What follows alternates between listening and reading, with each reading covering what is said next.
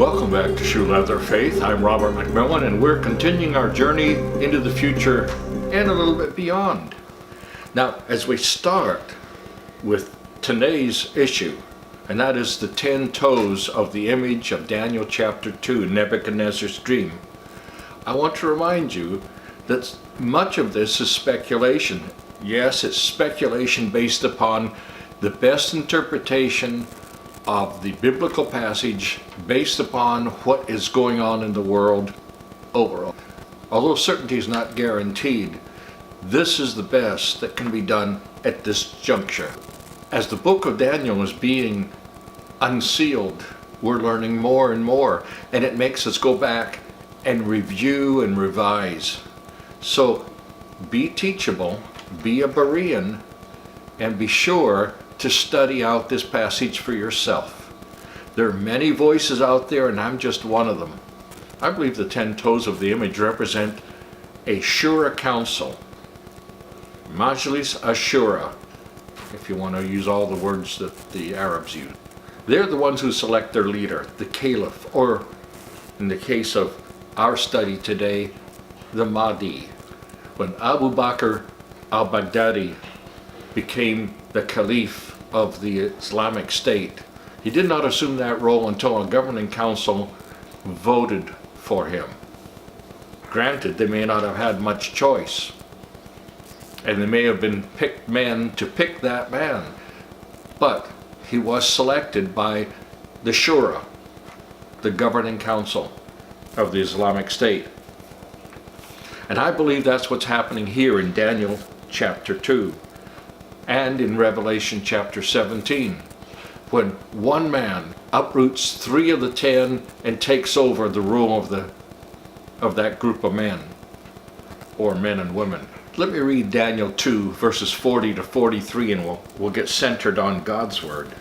And the 4th kingdom, that's the one that we haven't identified fully, but at this time, at this point in time, it doesn't look like a revived Roman Empire. It looks like an Islamic empire, an Islamic realm.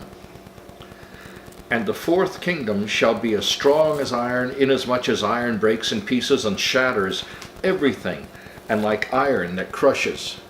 That kingdom will break in pieces and crush all others. Whereas you saw the feet and toes partly of potter's clay and partly of iron, the kingdom shall be divided, yet the strength of the iron shall be in it, just as you saw the iron mixed with ceramic clay. And as the toes of the feet were partly of iron and partly of clay, so the kingdom shall be partly strong and partly fragile. And any unification of Arabic or Islamic peoples throughout history, it's shown itself to be very fragile. Abdul Gamal Nasser of Egypt tried to unite the Arab world. The Arab League tried. The Muslim Brotherhood tried. All of them are trying to put it together, and yet they're always fighting each other. In Yemen, it's Muslim against Muslim. In Saudi Arabia and Iran, it's Muslim against Muslim. In Syria, it's the same thing. In Iraq, it's the same thing. They fight together. And to sum it all up, all of the biblical prophecies concerning the Arabs, mix them all together, and you have both the strengths and the inherent weaknesses of the Islamic beast that's coming in Revelation 17. I want you to turn now to Genesis 16 verse 12. Genesis 16 verse 12. Now this is a prophecy dealing with Ishmael, one of the sons of Abraham and one of the patriarchs, if you will, of the modern Arabs.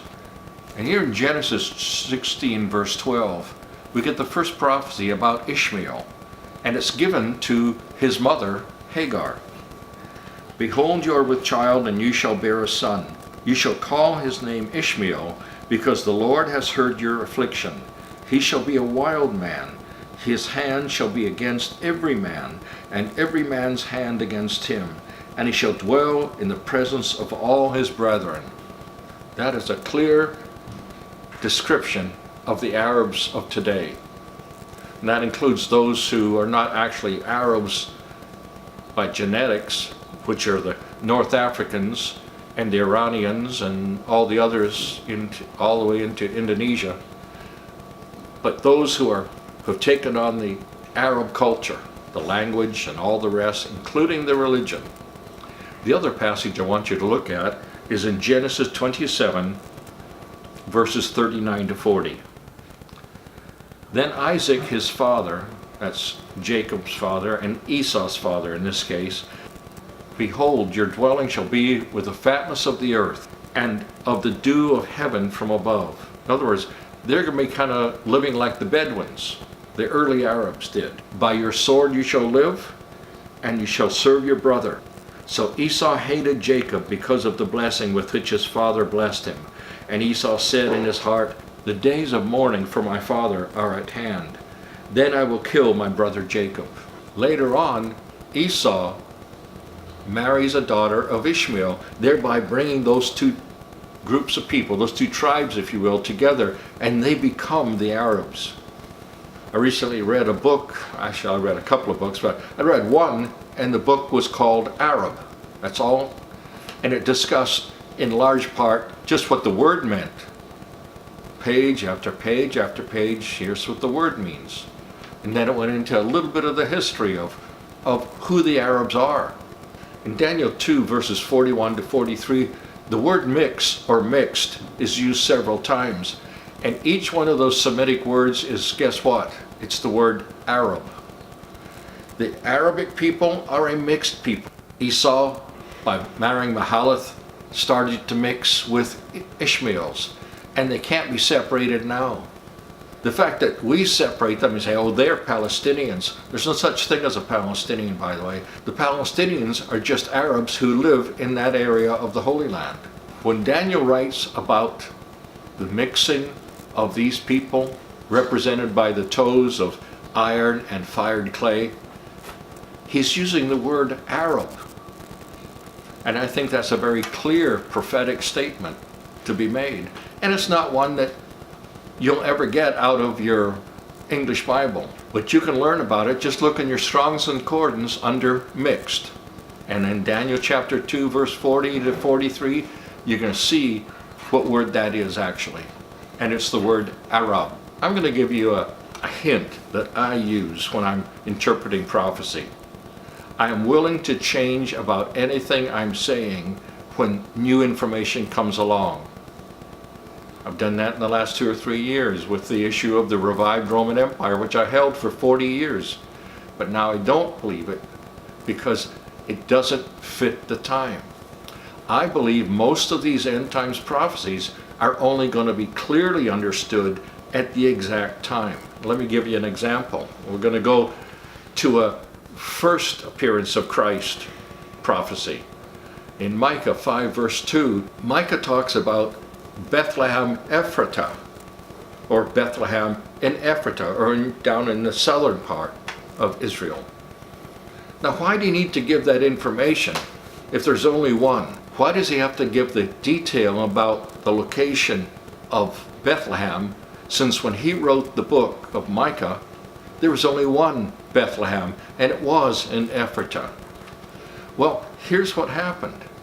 In the days of the birth of the Messiah, there were actually 2 Bethlehems. There was Bethlehem Ephratah, the one that we all know about, and there's Bethlehem of Galilee, which was a new city or town or village that was up in the north, up in Galilee. Now what would have happened if the wise men had come to Herod's palace in Jerusalem and said, where's the king? We want to worship him. And the wise men of Israel, the rabbis, would have said, well, he's in Bethlehem. Well, they had a 50-50 chance of being right. They could have gone up to Bethlehem of Galilee, or they could have gone down to Bethlehem of Ephratah. It would have ruined the story, wouldn't it, if they'd gone up the wrong way and fussed around up there and not found them and gone back and said, well, that was a wasted trip. Unbeknownst to Micah, God had him put that extra definition, that extra description, Bethlehem of Ephratah. The people alive at the time of the birth of the Messiah would know exactly which Bethlehem to go to, even though at the time of the writing in Micah, there was only one. So see how prophecy works? Prophecy about the end times will only be clearly understood in all its details as the people living in those prophetic days are going through them.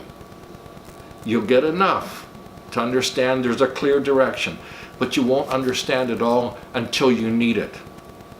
That's why there's so many specific dates and times, and this happens, and then 3.5 years later, this happens, or a month later, 30 days later, this happens. Why is that important? Well, the people alive then have to know what's going on so they can hightail it into the jungle or wherever they go to hide from the Antichrist. But those 10 toes of that image, I believe they represent a Majlis Ashura, a governing council, and they're the ones who are going to anoint the Antichrist. We have to be very careful about how we identify these various things and be teachable. The things we can absolutely know, hang on to them. But the things that we're guessing at, let's be speculative about them and be willing to change. Next time we're going to go through the players and the places and the events of the end times prophecies. And so bring a pencil and some paper. You're going to want to write down some notes.